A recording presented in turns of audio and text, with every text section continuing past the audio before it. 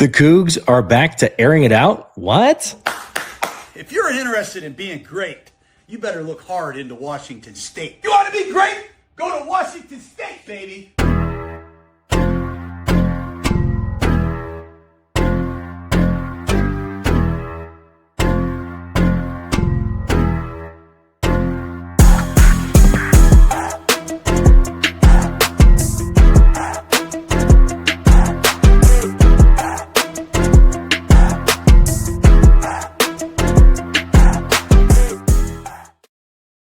We are back on the scene, and we can't stop dancing, I should say. I haven't heard that song in a minute, man. I'm excited. Let's go. The Palouse Playbook Podcast, joined in with Christian Rao as always. Also, if you're not already following Locked On Pac-12, what are you doing? Get on over there. Check it out. We got some pretty cool stuff. I'm usually on there once or twice a week. We usually talk Cougs.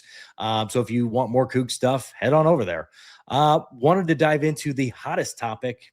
We know that we're going to have a quarterback announced by August 24th, and the battle is continuing to battle. That's exactly what's going on. And Coach Moore was cited saying that they aired it out on day 2. They were overthrowing guys. Day 3 today, we started seeing guys hit some more guys. And also, check this out. Come on!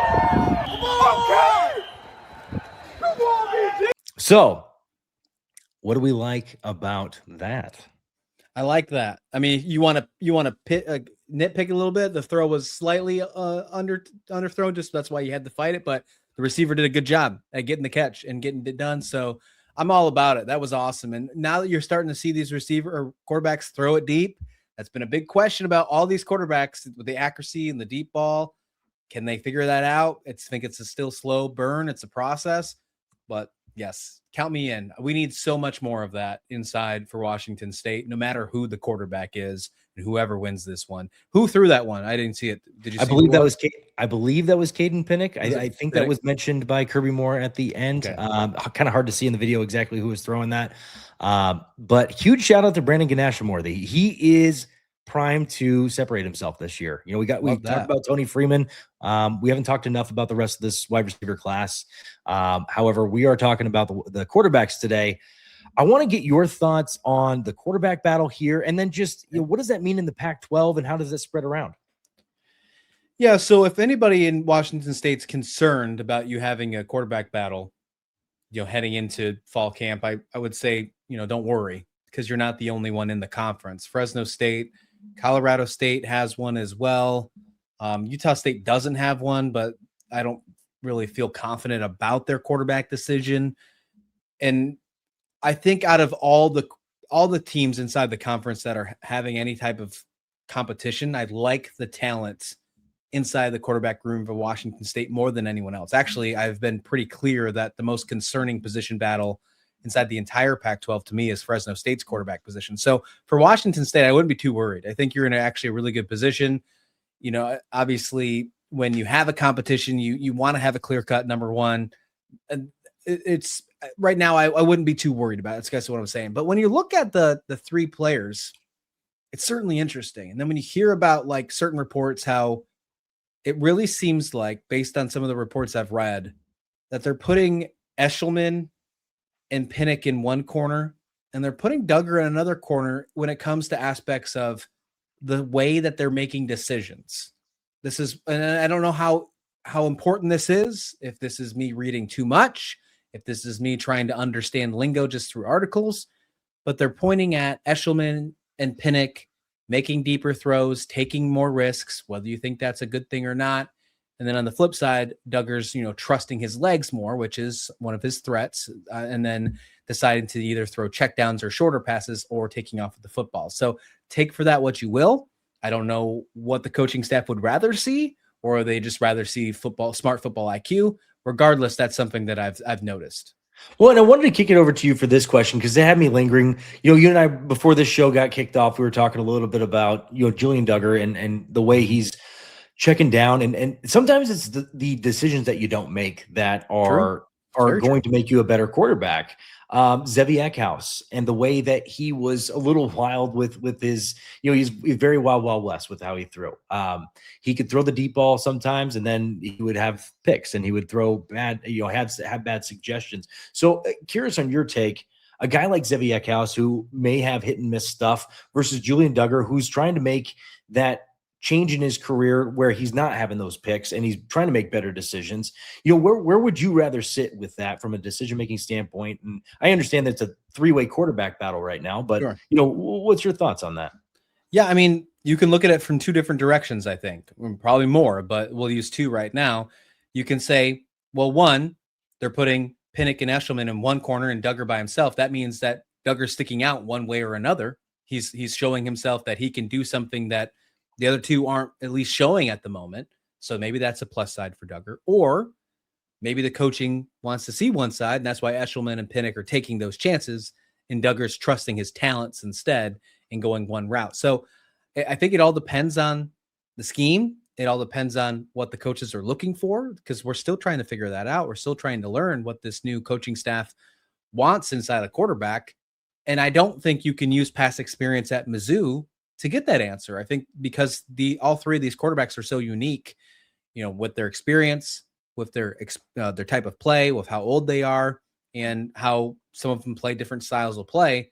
So maybe this is one of those answers where there isn't a clear-cut answer. Maybe this is one of those questions is not a clear-cut answer, and we have to just figure out, okay, when fall camp is done, when we have 10 days before the game against UW, we'll finally have our decision on who quarterback one is. And then we can kind of get more of an idea. Okay, this is what Kirby Moore and Matt Miller's identity of what defining a quarterback is, at least in their mind initially. I'm sure that could still be subject to change. I like that. And there's still a lot to see. That's the beauty of this thing, is the progression from day 2 to day 3, or day 1 of airing it out to day 2 of airing it out. Yeah. You got to love that. You got to love that there's a lot of positivity around the progression of these quarterbacks and the direction that they're heading. All three making a case in very different ways, and got to love it. Did want to pivot just slightly. Wanted to get your thoughts on Sam Taylor quote here. Giving a shout out to Sam Taylor over on Twitter. If you're not following him, he does phenomenal work with the Cougs as well. Standing about 5 yards behind the quarterback and even closer in the huddle with speakers strapped to their chest. The staffers' instructions were clear. Make it hard for the Cougs to hear. Make sure to check out that article too. But it looks like they're stress testing these boys as best as you possibly can, getting them ready for a loud environment. We already know it's a loud environment over there in Seattle. Doesn't matter what stadium you play at. What are your thoughts on getting these boys prepared? It seems like everything's been up tempo. They're trying to air it out early in the fall. It seems like they're going all out, all intensity early to try and get ready for this great season incoming.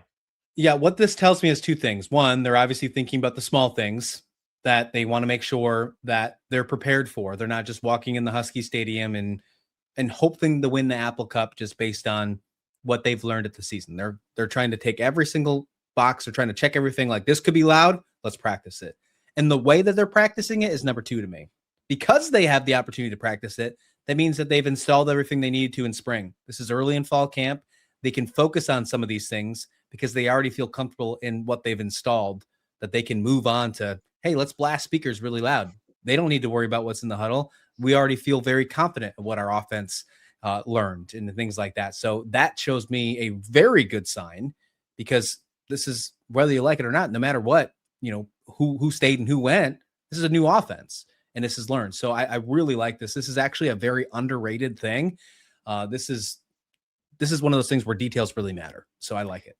Yes, it is in the details with this one. I think that's going to be one of the separating factors, is that Kirby Moore's starting to think about all those little nitty-gritty stuff that's going to help separate this Coug team from being, elsewhere, and the bond that they've created from, grabbing guys on January all the way through now, getting prepared just day 3.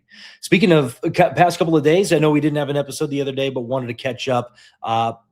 Players of the day for day 2. Here we go. On offense, you had Kirby Voorhees, the running back. You had on defense, Linus Zunk, and I don't know why that came out Zunkic, but however, gotta love ChatGPT. However, Fire your graphic designer. Yeah, fire my graphic designer. It's me. So Linus Zunk, we all know his name is Zunk, not Zunkic. I don't know. They've tried to do a Doncic play. Sounds like a t-shirt opportunity. I don't know, but it sounds like a t-shirt opportunity. And then on special teams, Max Dean, you got to love when a punter is making himself known on special teams. And then Josh Weed on the line, looks like a defensive lineman, another person stepping it up. And then players from day 3, Brandon Ganasamorthy, we just talked about that huge catch on offense. Jack Bell on defense. Jeremiah Bernard on special teams. This is one of my breakout guys. We'll talk about that maybe a little bit later. And then Matthias McLean on the line for the defensive lineman. Who are some of your separators? I know we talked about this on your show about some of mine. I wanted to get to maybe some of the guys that you like. I know maybe you highlighted a running back earlier this year, but is there anybody else or anybody that sticks out as you got to watch this person this year? Yeah, I've been very, very big on trying to promote Kirby Voorhees to the rest of the conference. I think it's very easy to overlook Kirby Voorhees right now across the Pac-12 because, look, the Pac-12 is loaded with running backs, with Sire Gaines and Dylan Riley over at Boise State, with Lucky Sutton at San Diego State, with Bryson Donaldson and Rayshawn Luke at Fresno State. Colorado State has great running back. I mean, there are a ton of good running backs in this conference, but I think the situation for Kirby Voorhees. Now, look, and he had a great year last year. There were some moments where the entire running game struggled, especially early in the season. But I think he had a really good situation the ending the year. And I think it's not just him, the rest of the running back room as well. But the situation he's in with Kirby Moore coming over, what he did at Mizzou, what he did with Hamad Hardy, what the fact that he was not afraid to put a bunch of carries on Hardy. And I think Voorhees will lead the room. He probably won't have as many carries as Hardy did at Mizzou because that room is way more deeper. But I think he's a potential breakout player inside the conference to the point to where you have to give him the ball. You have to respect him. You have to put more players in the box. And that opens up a lot more things for whoever your quarterback is and for receivers like Freeman and things like that. So I think he's one of my breakout players for sure. And then on the flip side, we've been very, very pumped about this guy on the Palouse Playbook podcast, and I'm promoting it on my show as well over on Locked On Pac-12. P3, baby. Come on, Paul Hudson. P3. He is not getting enough love anywhere. So if you look at anything with all Pac-12 names or anything about Washington State impact players, nothing at all. And I think that is one of the worst mistakes that anyone is doing inside the Pac-12 circles right now. He has been very clear that he believes he's one of the best playmakers in the country, and he could easily just be arriving on scene very quickly, maybe as soon as that standalone Sunday game at Husky Stadium. So I'm very excited to see both those two players play this year. I'm really glad that you said that. And I mentioned Jeremiah Bernard last week as one of my players you need to circle. I wanted to give 2 more names. I'm going to continue giving more names. Nylan Brown, if you haven't seen the interview with him on our podcast, he is just a dude. There's no other way to put it. He is just a dude, and he's going to have a breakout year coming over from Kent State. I believe he was a team captain over there. And then, Isaiah Hung is another name, but the name that I really want to highlight, because a lot of people are probably knocking on him because he didn't play a whole lot last year because of injuries, all that other stuff. Keith Brown, he's making a return, and you gotta give the guy respect. He's done a phenomenal job. I mentioned it over on Locked On Pac-12. Make sure to head over there and check out that episode coming out same day, I believe. But Keith Brown, he's done the mentorship that he was given from Kyle Thornton. He talked a little bit about that. Now he's passing the torch to Isaiah Hung, Lance McGee, and so on and so forth. You gotta love this guy, man. He's gonna have a great year. He's going to have a great year. He's going to give himself the best shot and best opportunity to play at the next level. I think someone's going to take a chance on him, no doubt about it. And then, yeah, at the end of the day, man, when he's done with his football career, whether it's, 5, 10, 15 years from now, I would love to see that guy coach. I think he's going to do a phenomenal job on that side of the ball as well. However, did want to pivot over to something a little bit more fun. We did talk about this just a little bit, but shout out Pac-12 Central for putting this little graphic together. And we got our first team all conference for offense and defense. And I will say, he did say, instead of Josiah Freeman, I believe he meant to put Tony Freeman. So there is that. However, there's minimal Cougs. There are minimal Cougs on this on this chart here. Christian, wanted to toss it over to you. You know this Pac-12 fairly well. What do you think of this?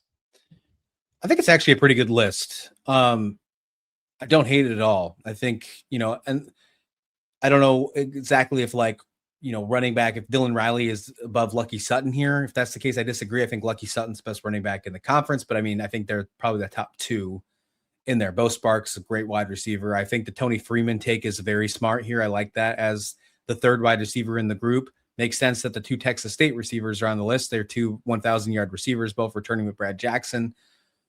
If I had to add another Washington State player, and I would add a defensive lineman. I would add Paul Hudson III, as I mentioned, or maybe even Linus Zunk. I think either of those players could be put in here. But other than that, this is a pretty good list by Pac-12 Central. I think he did some really good groundwork here. I think there's some fun pieces that could be talked about. And even though that there's only going to be one, potentially two Washington State players named on the defense, I still think that Washington State's defense is being, underrated and will still be one of the best defenses in the conference. I am willing to even say that I think as of right now, I'm willing to call them the third best defense in the conference. And I think that's pretty fair. I think that's pretty high up. I think Boise State still has a little bit of an edge, especially speaking of edge, their best player is probably the most NFL ready player in Jaden Virgin Morgan. He's probably the most NFL ready player in the conference. And then Fresno State has a very good defense. I think I'm very concerned about their offense. No doubt about that, but their defense is pretty good. I put Washington State right behind that, but I feel a lot more confident about their offense, Washington State's offense, and still like their defense. So I like Washington State a lot better than Fresno State, actually, when it comes to the season heading into the year. So yeah, I like the power rankings. Shout out to Pac-12 Central. They did a pretty good job there. Yeah, and you can't forget Paul Hudson and Linus Zunkich. You really just can't forget those two guys. No, I think those are two good guys to put there. Little Zunkich action. Little Zunkich action. Gonna make fun of myself. I didn't proofread. I tried to put this bad boy together in like 15 minutes. So I just think you should never live it down and to just hate yourself forever for it. We live in this space now. This is the world that we currently live in. Life of Zunkich. Like a Zunkish. But yeah, shout out to Pac-12 Central. If you're not already following them on Twitter, he does a phenomenal job. Tons of graphics, tons of discourse. If you like getting into Twitter battles, that's your guy. He's gonna be on Twitter, stirring up the pot, making sure to knock down other Power 4, Power 5 conferences, whatever you want to call them. He's making us known, and he's speaking some bold words, and I love it. So make sure to head on over to Pac-12 Central. He's done a phenomenal job. Christian, where can everybody find you? Yeah, I mean, hanging out here, Up West Sports, and then Lockdown Pac-12. It's where you can find more conversations about the conference. Man, we're getting really busy over there. We're dropping multiple episodes every single day heading up to the season, and then it's not slowing down when the season starts. We plan on doing a good old Lockdown Pac-12 After Dark live stream every Saturday night. So I'd love to see all the community come hang out and join your thoughts once all the games are done, because Pac-12 After Dark is definitely something that needs to return, and we're going to make sure it returns over on the channel. Make sure to head over there to Locked On Pac-12, and also September 6th is coming right around the corner. For Palouse Playbook, that's Christian. I'm Gavin. Thank you for checking us out. And just remember, life's too short. Gas up your boys.